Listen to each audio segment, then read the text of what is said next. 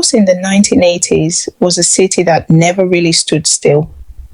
Even in the evenings, when the sun softened and shadows stretched across the streets, there was always movement. Traders shouted in roadside markets. Motorway buses groaned through dusty roads. Children played barefoot in open compounds, dodging buckets, slippers, and adults too busy surviving to notice every little thing.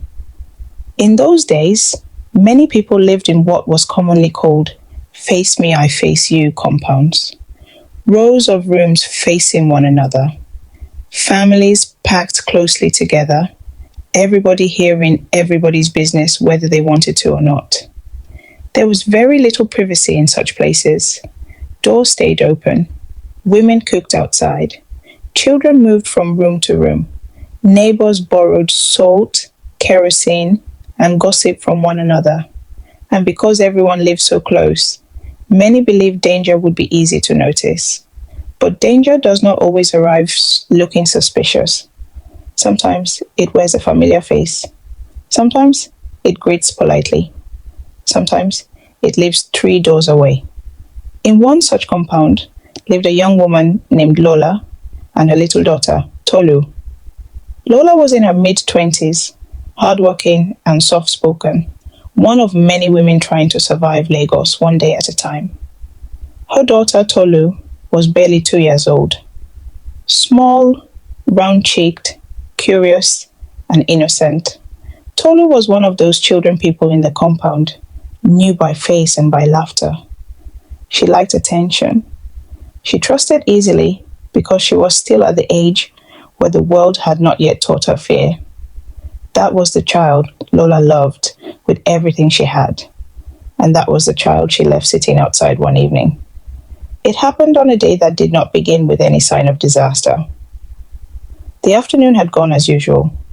Women fetched water. Someone pounded yam in one corner of the compound. A radio played somewhere in the background. Children chased one another around the open space between the rooms, while adults moved in and out, tending to ordinary life. Then sometime between 4 and 5 in the evening, Lola realized she needed to quickly go to the market. She had run out of a few things needed for the night's meal. The market was not far. It was close enough that she could go and return in what she believed would be no time. She looked at Tolu. Taking a toddler to the market at that hour would slow her down. The market would be crowded, noisy, and irritating. Besides, the compound was busy. Women were outside. A few men were around. Children were still playing. Life was happening in plain sight. So Lola did what many mothers in crowded compounds had done before her, without imagining tragedy could follow. She brought a small wooden stool and placed it just outside her room. Then she sat Tolu down gently.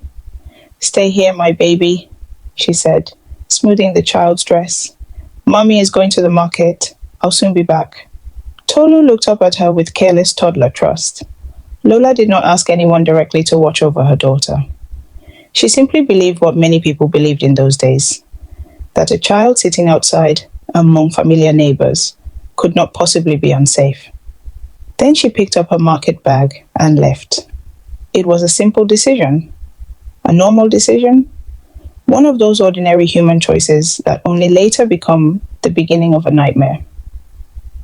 Not long after Lola left, one of the men in the compound stepped out of his room. His name was Alade. He was one of those men who had mastered the appearance of harmlessness. He was not loud. He was not known for fighting. He was not the kind of person people openly feared. He greeted people respectfully. He knew how to act composed, and from time to time he gave biscuits or sweets to the children in the compound. That alone had made many mothers comfortable around him. Children often ran to him freely, and because of that, no one thought too deeply when he stepped outside that evening and looked at little Tolu. She was still sitting where her mother had left her.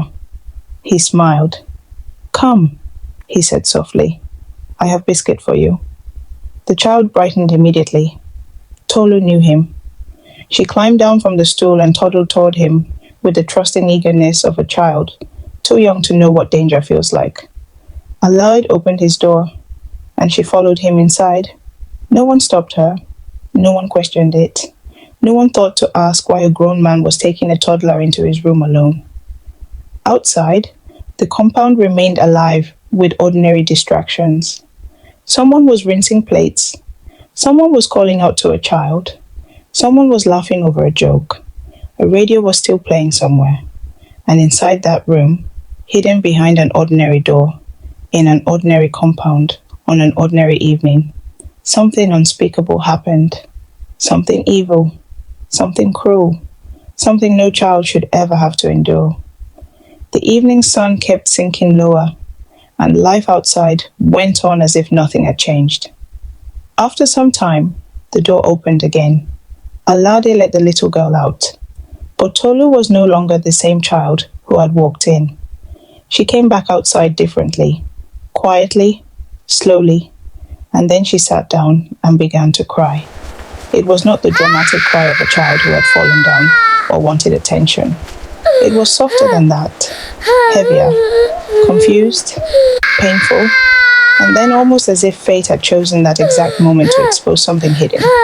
Bisi, Alade's wife, returned home. She had traveled a few days earlier to visit family and was not expected back until later. She came into the compound carrying a small travel bag, looking tired from the journey. The first thing she noticed was her husband. The second thing she noticed was the little girl crying outside. And though she said nothing immediately, she saw enough in that moment to make her spirit uneasy. Her husband looked startled, not happy to see her. Startled, like a man caught unprepared. She glanced once at Tolu, then at him, and something silent passed through her. A suspicion, a discomfort, and knowing she was not yet ready to speak aloud. A short while later, Lola returned from the market.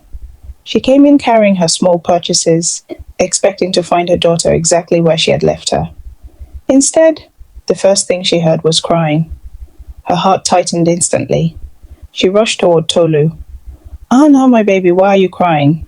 she said, bending down quickly. "Didn't I say Mummy would soon come back?"